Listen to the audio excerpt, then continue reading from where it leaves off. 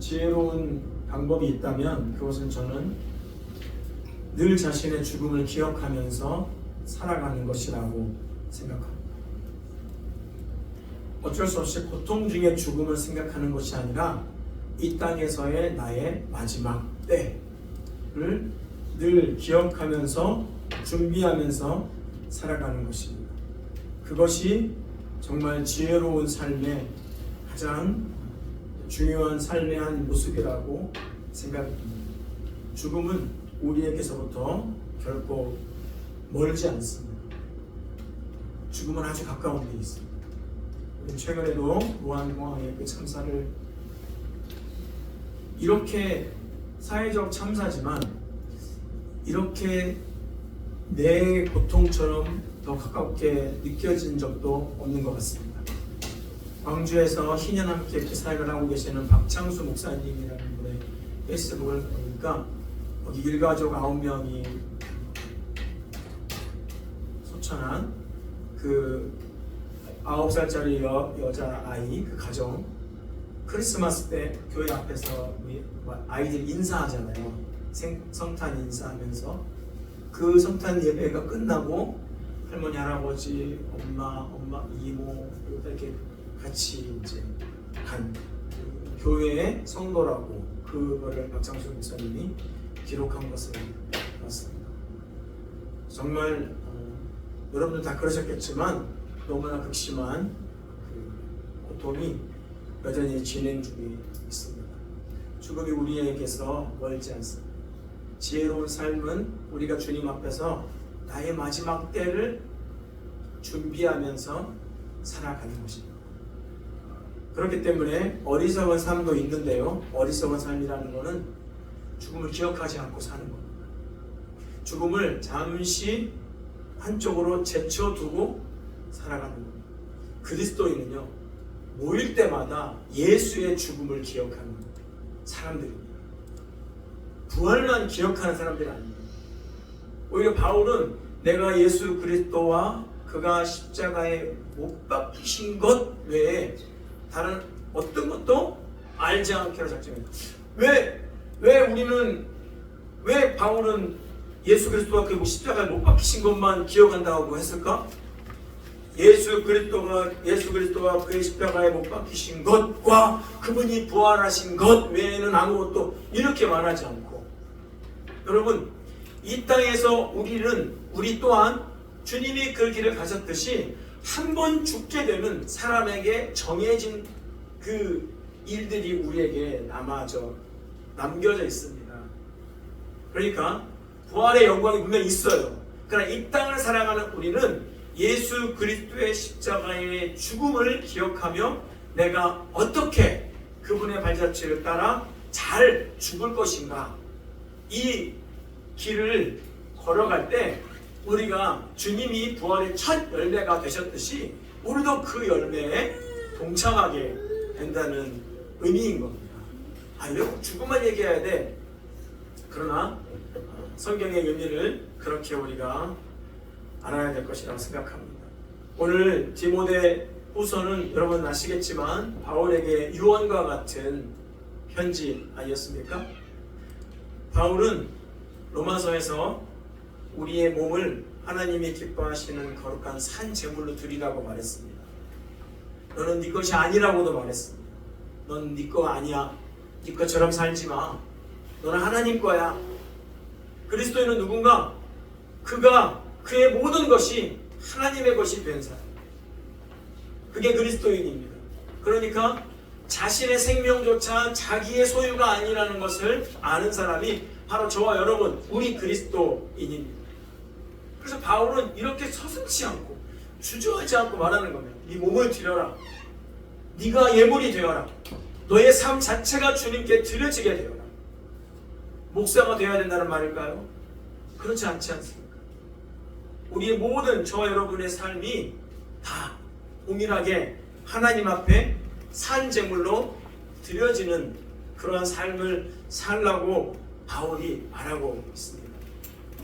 그게 진짜 하나님이 받으시는 예배라고. 그러니까 산 제물로 자신의 삶을 드리면 그 사람의 모든 삶 자체가 참된 영적인 예배의 삶이 되는 것 아니겠습니까? 사람의 보기에 어떠하냐의 예배가 아니라 오직 하나님의 뜻대로, 하나님의 선하신 뜻, 그분이 기뻐하시는 뜻, 하나님의 온전하신 뜻대로 매일매일 자신을 분별하며, 세상을 분별하며 지혜롭게, 또한 담대하게, 거침없이 자신의 삶을 드리는 자가 참된 예배자였습니다. 그의 삶이 참된 예배였습니다. 바울은 자기가 그렇게 말한 그대로의 삶을 살아간 분이기도 합니다. 마지막 편지인 오늘 이 디모데후서에서 영적인 아들인 디모데에게 자신의 삶이 제단 위에 이미 부어진 술처럼 이미 부어졌다고, 자신의 삶이 주님 앞에 남김없이 다 쏟아졌다고 말합니다. 그리고 자신의 죽음을 예견하고 있습니다. 자신이 주님이 나를 구원해 주실 거야, 바울은 믿음이 있으니까, 능력이 있으니까 다시 그 감옥에서 해방되어서 풀려 나올 것에 대한 기대감으로 말하는 것이 아닙니다. 자신의 삶이 얼마 남지 않았음을 예견하며 아들 디모데에게 말하는 겁니다. 오늘날은요, 자기가 세운 교회래요, 끝까지 자기가 해야 된대요. 그것 때문에 싸우고 교회가 쪼개지는 한이 있더라도 자신의 지분을 찾고 싶어합니다. 돈이 있는 곳일수록 더 심해요. 너무나 심합니다. 모든 것 속을 가만히 들여다보면 돈 문제가 깊이 깔려 있습니다. 바울은 자신의 삶이 완전히 하나님 앞에 드려졌다고 말합니다. 그리고 죽음을 얘기합니다. 이것은 우울한 얘기입니까? 여러분, 바울이 자신이 마지막 자신의 삶이 주님 앞에 다 부어졌고 이제 주님께로 가게 될 날이 얼마 남지 않았음을 직감적으로 느끼는 게 이게 우울한 얘기입니까? 이게 우울한 얘기냐고, 이게 슬픈 얘기냐고. 제가 놀랍게도 제가 짧은 50생을 살았지만 제가 가장 강력하게 부활의 소망, 생명이 주는 가장 강력한 소망을 발견한 장소는 다름 아닌 어머니의 장례식장이었습니다. 왜냐하면 어머니의 죽음은 어느 누구도 위로할 수 없어요. 남편도 위로할 수 없어요. 아내도 위로할 수 없어요. 어떤 가장 친한 친구도 위로가 안 됩니다. 그냥 그거는 절망을 그대로 내가 갖고 있어야 되더라고요. 망연자실하게 어느 누가 말할 수 없어요. 그런데 바로 그 순간에 고린도후서 4장 이 말씀, 그리고 땅에 있는 우리의 장막집이 무너지면 손으로 짓지 않은 영원한 장막이 있다는 그 말씀이 진짜로 칠흑 같은 어둠에 반짝거리게 빛나는 정말 소망이었어요. 그 제가 느끼게 됩니다. 소망이라는 것은 야 이게 소망이야 이렇게 말하는 게 아니라 정말 아무 절망 가운데 이제는 아무 힘도 남아있지 않다고 느끼는 그때 정말 실오라기 같은 빛인데 그 빛이 결코 꺼지지 않는 것, 저는 그게 소망의 빛이라는 생각을 했습니다. 남불한 듯이 나는 이런 소망의 빛이 있어요 이렇게 말할 수 없습니다. 부모의 죽음 앞에서 어떻게 말할 수 있어요? 그런데 부인할 수 없는, 모든 것이 다 떨어지고 고아처럼 되어버린 것 같은 그 극심한 놀람 속에서 부인할 수 없는 소망의 빛을 발견했었습니다. 그게 바로 장례식장에서였습니다. 바울은 자신의 죽음을요, 구약의 제사에서 제물이 제단 위에 놓여진 그림을 연상시키면서 고백을 하고 있습니다. 이게 뭐 재수없는 말 하지 말라고, 자꾸 너는 왜 이렇게 죽는 얘기만 하냐고 그렇게 말할 수 있는 이유가 그런 게 아닙니다. 여러분, 그렇다면 바울은 무엇 때문에 자신의 삶이 제단 위에 놓인 제물처럼 되었습니까? 무엇 때문에? 왜 바울은 그렇게 제물처럼 그렇게 살았습니까? 바로 예수 그리스도 때문입니다. 복음 때문에 그렇게 살았던 것입니다. 예수 그리스도 때문에, 그분 때문에 자신의 삶을 조금도 아깝다고 생각하지 않고 주의 제단 위에 제물로 이미 드려졌다고 말하는 것입니다. 여러분, 바울은 말로 드린 것이 아니고 그냥 작정기도로 드린 것이 아니고 자신의 몸을, 자신의 삶을 드린 것이라고 말하고 있습니다. 이 몸으로 드림, 삶으로 드림 속에 여러분, 바울의 그 삶으로 드린 하나님 앞에 부어진 제물된 삶에서는 수많은 고난의 목록들이 있습니다. 바울의 삶은 참으로 영광스러운 삶이었습니다. 왜냐하면 예수 그리스도의 복음에 참여한 삶이었기 때문에 그랬던 것입니다. 바울은 주님을 만난 이후로 세상의 모든 것을 무엇으로 여겼나요? 배설물, 똥으로 여겼습니다. 그렇게 여겼습니다. 그렇게 알고 자기가 뒤에 한 일은 아예 다 잊어버리고 그렇게 살았습니다. 흑대를 바라보며 그리스도만 바라보며 살았습니다. 그러니 로마서 11장에서 그렇게 강력하게 말하고 있는 것 아니겠습니까? 내가 하나님의 모든 긍휼의 풍성하신 사랑을 힘입어 내가 당신들에게 권하고 명령하지 않습니까? 여러분의 몸을 하나님이 기뻐하시는 거룩한 산제물로 드리십시오. 드리십시오. 하나님 앞에 헌신하십시오. 여러분의 삶이 무엇을 하든 무슨 일을 하든 그 일 속에서 하나님 앞에 제물로 드리십시오. 구약의 제사는 죽음의 제사. 바울은 구약의 제사를 연상시키며 말한 이유는 그 너머에 있는 부활의 소망의 확실함을 알기 때문입니다. 디모데후서 1장 11절 이후를 읽어봅니다. 내가 이 복음을 위하여 선포자와 사도와 교사로 세우심을 입었노라. 무엇을 위하여요? 복음을 위하여, 예수 그리스도를 위하여, 십자가를 위하여. 이로 말미암아 이 복음 때문에, 예수 때문에 내가 또 이 고난을 받되, 내가 고난을 받고 있지만 나는 부끄러워하지 않는다. 왜냐하면 내가 믿는 그분을 내가 알고 있기 때문이고, 또 내가 의탁한 것을 그날까지 그가 능히 지키실 것이라는 것을 내가 확신하기 때문입니다. 자기가 이렇게 될 것이라는 그 단순한 자기에 근거한 확신이 아니라 예수 그리스도의 신실하심에 근거한 확신입니다. 바울은 이 세상에 소망이 있었을까요? 없었을까요? 바울이 살아가면서 바울은 그 세상에 소망이 없었습니다. 뭘 보고 알 수 있냐면 그 성경에 나오고, 바울은 지금이라도 당장 주님 품에 안기고 싶다고 말했습니다. 내가 지금이라도 당장 이 땅을 떠나서 그리스도와 함께 있고 싶다. 나는 이것을 소망한다. 그랬습니다. 그런데 왜 살아서 자신을 주의 제단에 제물로 드렸습니까? 바로 복음을 위해서요.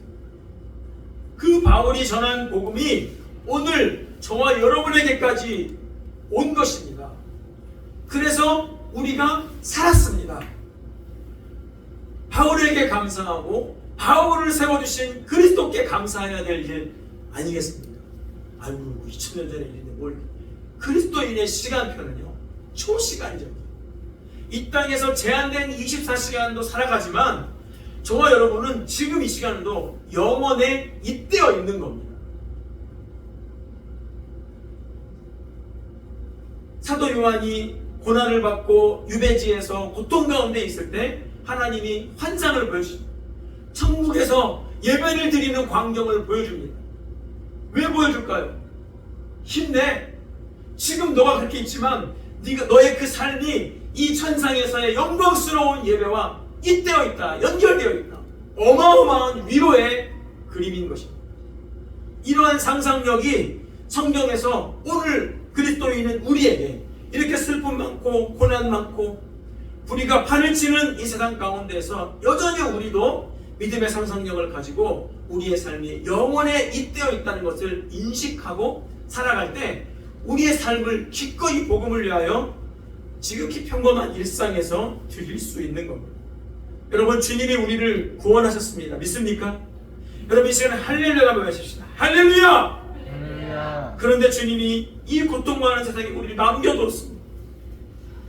먼저 그리스도 안에서 떠난 자보다, 제가 장례식장에서 설교를 할 때마다 살아있는 자가 그 슬픔을 느낍니다. 그리스도 안에서 떠난 자는 사실 그게 바뀐 거야. 아무리 봐도. 아유, 그리스도 안에서 먼저 가셨어요? 그러면은 누가 불쌍합니까? 내가 불쌍한 거예요. 남겨져 있는 우리가. 엄밀하게 따지면 그분은 그리스도와 함께 그리스도의 품에 안긴 겁니다. 이제 내가 남은 삶 가운데 나도 한 번 죽게 될 것인데 어떠한 죽음을 죽기 위해서 내가 어떠한 삶을 살아야 될 것인가, 정신 똑바로 차리고 살려고 하는 거예요. 그러니까 우리가 중요합니다. 우리를 남겨뒀습니다. 주님의 자녀인 우리는 어떤 목적으로 살아야 할까요? 똑같은 이치입니다. 우리 또한 복음을 위하여 살아야 할 줄로 믿습니다. 이것 말고 삶의 목적이 있으면 안 됩니다. 다 부차적인 거, 일, 공부, 관계 다 해야 됩니다. 그러나 어떻게 알고 해야 되냐? 다 부차적인 거라고 알고 해야 됩니다. 그러면 가장 중심이 뭐냐? 일이건 공부건 모든 관계건 그 안에 복음이 있어야 돼요. 예수가 있어야 돼요. 그러면 됩니다. 우리가 살아도 주를 위하여, 죽어도 주를 위하여, 사나 죽으나 우리가 다 주의 것이로다. 이게 너무 심플해요. 이건 생각할 필요 없어요. 여러분, 뭐 분석할 필요가 없어요. 이건 심플해요. 복음을 위해 살자, 예수를 중심에 모시고 살자. 이건 너무 간단한 일이에요. 무서움이 많지 않아요. 근데 이게 좀 너무 심플해서 무섭게 느껴지는 이유는 그만큼 우리가 너무나 많은 세상에 배설물이 묻어져 있기 때문에 그렇습니다. 오늘도 우리는 우리가 이 땅에서 복음을 위해서 살아가야 하는 인생이라는 것을 알고 산재물로 자신을 드리며 살아야 할 것입니다. 바울은 더 나아가서 오늘 말씀에 자신의 삶을 이렇게 묘사합니다. 나는 선한 싸움을 싸웠다. I have fought the good fight. 나는 그냥 치고받고 하고 막 내 거 먹으려고 움켜쥐려고 싸운 게 아니라, 바울은 분명히 말합니다. 난 싸웠다. 하나님의 선하신 뜻을 위해서 싸운 거예요. 그냥 저절로 가만히 좋은 게 좋은 거다, 물에 물 탄 듯 술에 술 탄 듯 두루뭉술하게 그렇게 싸운 게 아니라 바울은 싸웠다고 말합니다. 선한 싸움. 여러분, 그리스도인이 싸움을 싫어하면 안 됩니다. 우리가 고백하는 사도신경 있죠? 이 사도신경은 우리 신앙의 선배들, 수많은 학자들이 이단들과 수백 년에 걸쳐서 종교회의, 이런 어떤 교리회의를 통해서 싸워서 정립시킨 게 사도신경이에요. 그래서 사도들의 신앙 고백을 따라서 함께 고백하는, 이게 너무나 중요한 거예요. 그래서 모든 우리 공예배 때 신앙 고백을 하지 않습니까? 2000년 전에 사도들이 믿은 바 그 신앙의 고백을 2000년 후에 우리도 함께 고백함으로 우리도 같은 그리스도의 자녀임을 말하는 겁니다. 바울은 이 선한 싸움을 싸웠어요.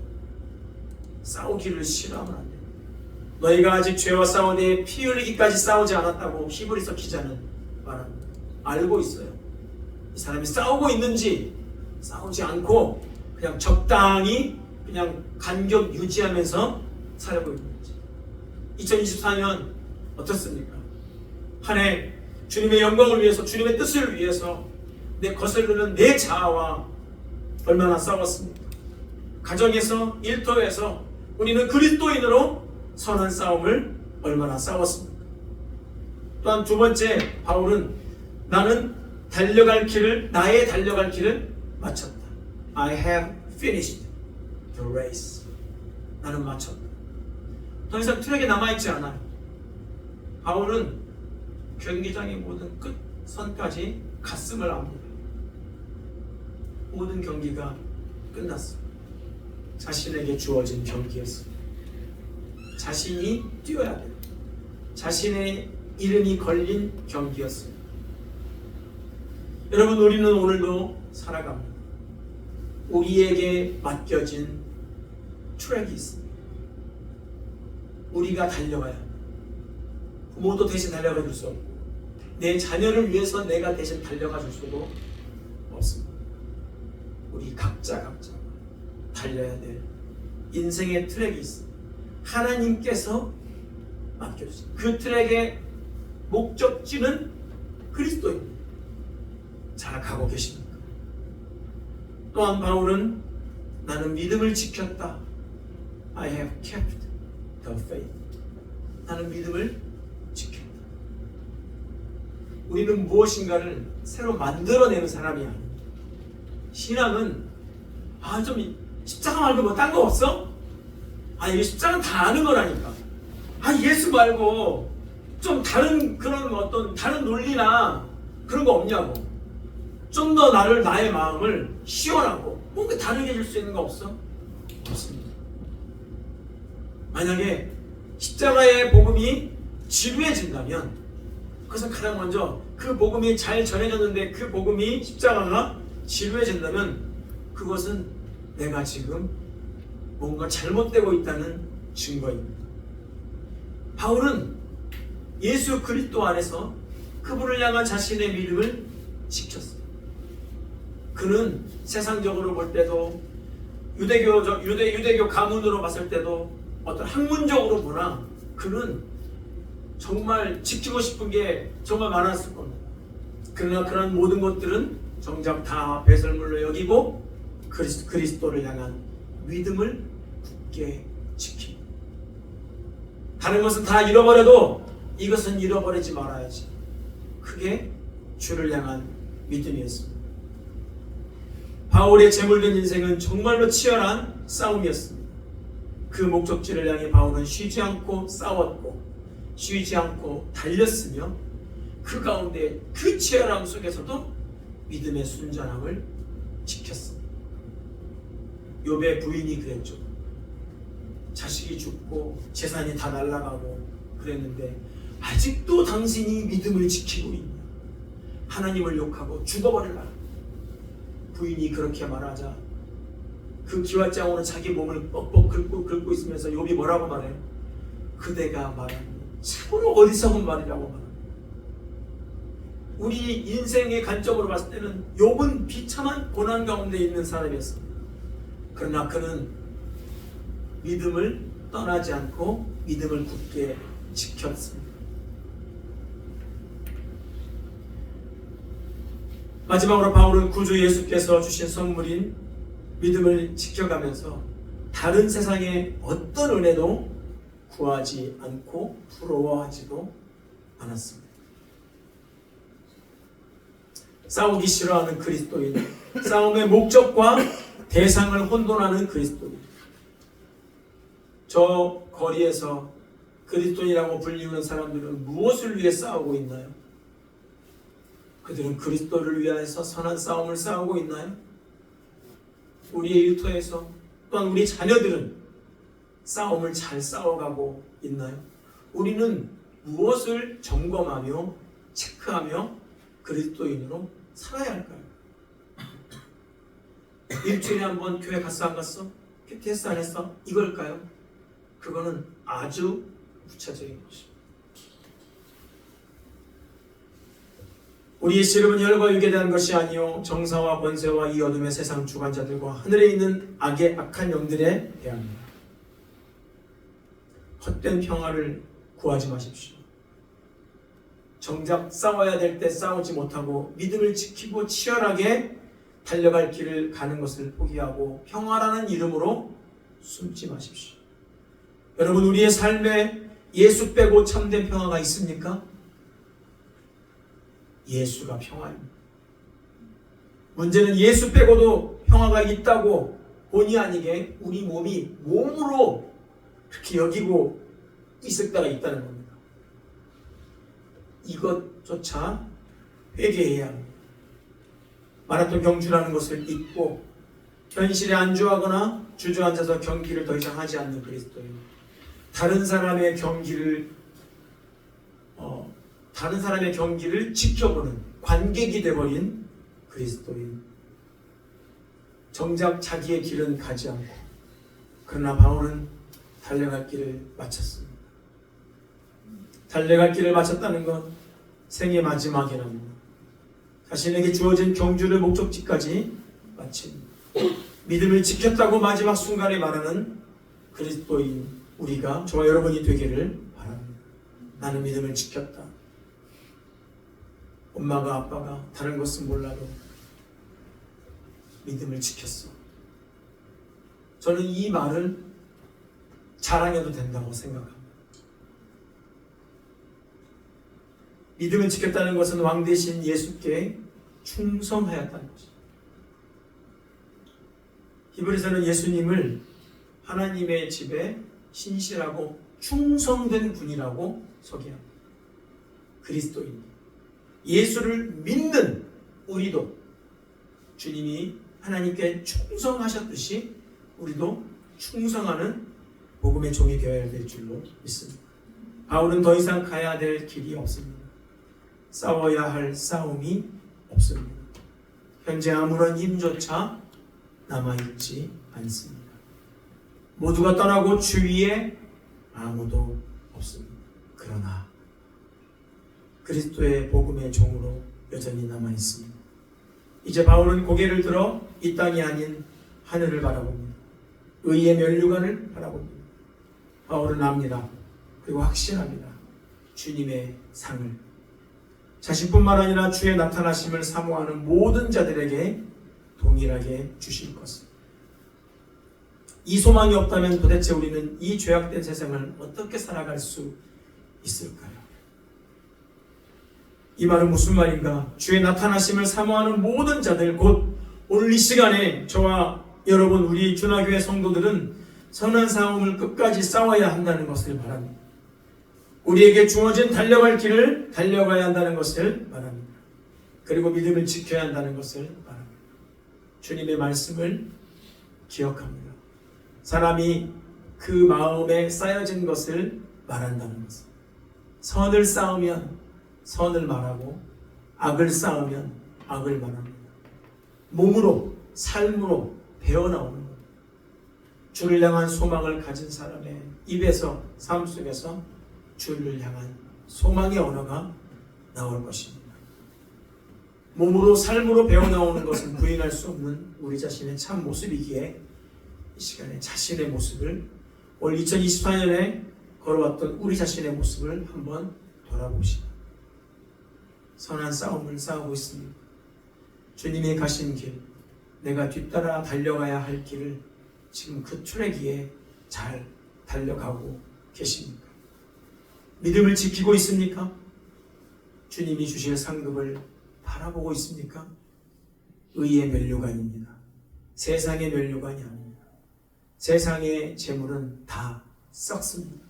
그러나 우리 주님께서 주시는 상급은, 의의 면류관은 썩지 않는 면류관입니다. 주의 나타나심을 사모하는 저와 여러분, 우리 성도의 모습은 오늘도 선한 싸움을 싸우고 푯대를 향하여 달려가며 믿음을 지켜가는 모습일 겁니다. 2024년 너무 수고하셨습니다. 준하교회 참 연약하고 우리가 서로에게 기대서 서로에게 힘을 주지 않으면 정말 혼자 힘으로 설 수조차 없는데, 여러분이 있어서, 저 단순히 겸손의 표현이 아니고, 저는 겸손의 표현은 잘 못하는 사람인데 여러분이 계셨기에 우리 목사님이 계셔주시고 사모님이 계시고 사랑하는 아내가 있고 사랑하는 동생이자 그러나 주님 안에서 한 동역자인 우리 성주형제 가정, 또 우리 권사님 가정이 있었기에, 또 우리 소망이네 가정이 있었기에 저는 휘청되다가도 툭툭 여러분 때문에 그래도 서 있을 수 있었다고 생각합니다. 참으로 주님 앞에 너무나 송구함이지만 그 송구함 속에 주님 앞에 참으로 감사한 마음이 있습니다. 할 일을 다 했다고 종에게 살해하겠느냐? 오히려 마땅히 와서 주님, 우리는 할 일을 했을 뿐입니다 라고 말하며 더 주님께, 주인에게 수종 들어야 한다고 예수님이 말씀하셨습니다.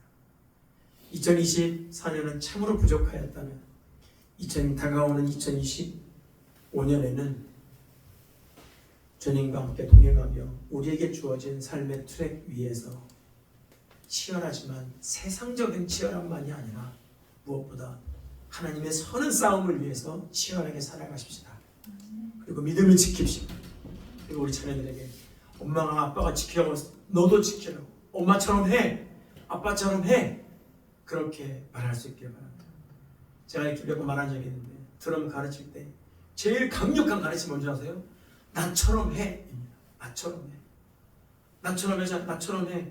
내가 잘못하면서 너한테 나처럼 하라고 하겠니? 그냥 이해가 안 되면 선생님 봐. 이렇게 하는 거야. 몸으로 습득될 때까지 반복하면 그 애가 어느 순간 몸으로 기억합니다. 세번이가 드럼을 치는데 16비트를 쿵쿵 가르쳐준 적이 별로 없어요. 세번이는 8비트만 쳤습니다. 근데 8비트가 너무나 없으니까 말하는 거예요. 엄청나게 안정적인 거예요. 근데 어느 순간 두둥 이걸 치는 거예요.